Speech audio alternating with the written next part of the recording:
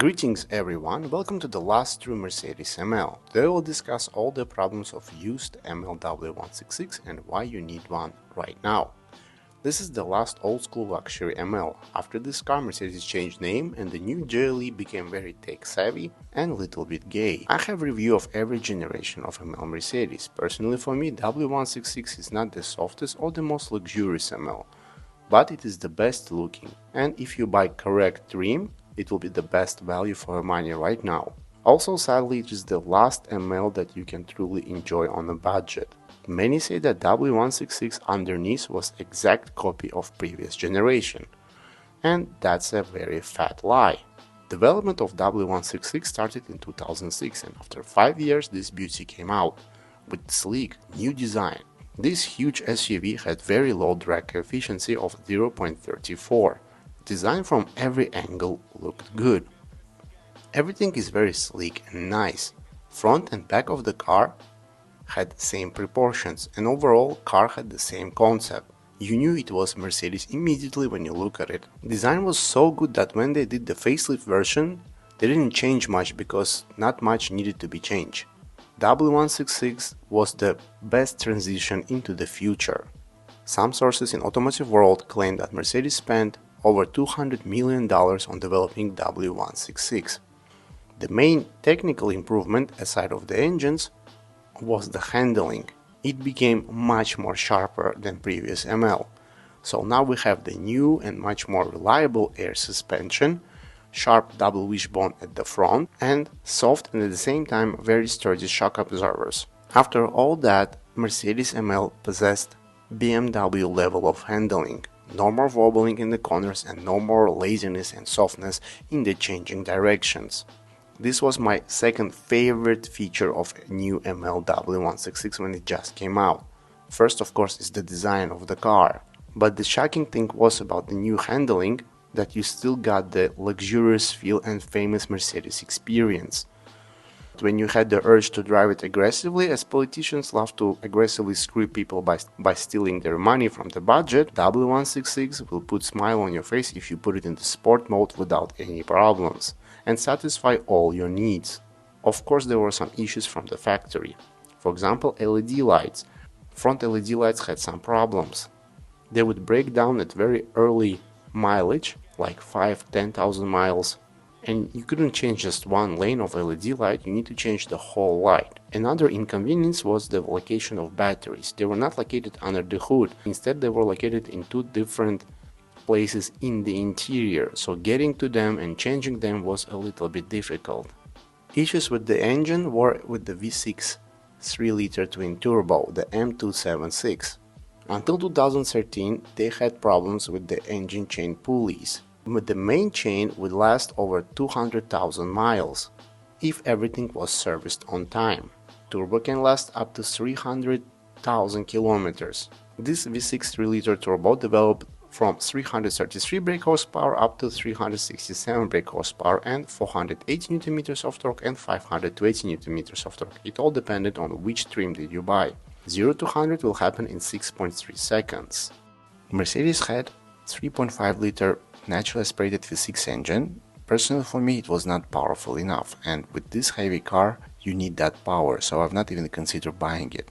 It's a reliable engine, but you will not enjoy the car fully. Mercedes offered two kinds of automatic transmission. First one was the 7-speed automatic gearbox and the second 9-speed automatic gearbox. Both of them are very reliable and you need to change oil and cooling every 80–90,000 kilometers. Formatic system also is very reliable and you don't need to change oil system in there, and you don't need to change any liquids up to 200,000 kilometers. The engine that I would buy for myself is the M278. Twin turbo 4.7-liter V8 is a magnificent engine, and if it was loved, it would develop 435 brake horsepower and 700 Nm of torque. It will reach 100 km in 5.6 seconds. Those 5.3 seconds will feel incredible. You can feel the torque and instant power delivery when you drive it fast. The noise, power, handling, how it brakes, everything makes you happy in this car. Every time I drove the ML or GLE 550, it was a huge treat for me. Especially at night with full tank of premium fuel, it did deliver one of the best nights in my life. First ML that was actually fun to drive fast. And it wasn't silly, you could do some precision driving in it. And again, with all that, you still had the legendary, luxurious and effortless Mercedes feeling. And BMW didn't have that. BMW was always about the precision driving, you couldn't relax in that car. But here, if you wanted to be calm, it would be calm. If you want to be as angry as your purple-haired girlfriend when you eat a steak and she's a vegan, then it can be that too. Personally, I love that 4.7 V8 in the W166 and I do recommend that. You will never get bored of acceleration and you will always be shocked how it does it. When it pulls, it never backs down until you lift your foot from the pedal. And because the car is huge and weighs 2.4 tons, it is even more scarier. Interior is nice and it was much better than in W164, and that's a rare thing. Especially in AMG trim, the quality of materials and general feel of the interior was very good. Seating position perfectly mixed luxury and sport, just like my ex-girlfriend mixed manipulation and mental illness every time she didn't get what she wanted. Space at the back and front is enough. Car actually feels very spacious, especially with the panoramic roof.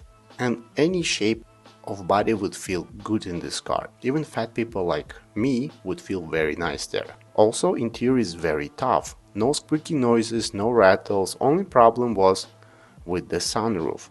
If you live in the country with hot weather, the rubber on the panoramic roof will squeal every 5 years. I need to change all the rubber inside it, or maybe lubricate it, but not much. Everything else in the interior is very reliable. If you decided to buy this wonderful ML, try to find MLs under 50,000 kilometers and do not buy car without paperwork. You really need that service history before buying it. Because if you buy the car without service history, there's a huge chance that you will spend all your money on just maintaining the car. I said earlier that 4.7 liter twin-turbo V8 is the best engine for this car, and that's my personal opinion. If you want a V6, it's also a nice engine, but before buying, take Mercedes specialist with the endoscope and ask him to check cylinder walls for scratches in the engine block. If it has scratches, it will consume oil, already consumes oil. And also he must check how many launches in the sport mode this car had. All this information is stored in the ECU system or even in the ECU system of transmission. If it has a lot of launches, then just don't buy it. It's obvious that owner drove it like lunatic and you will pay for that.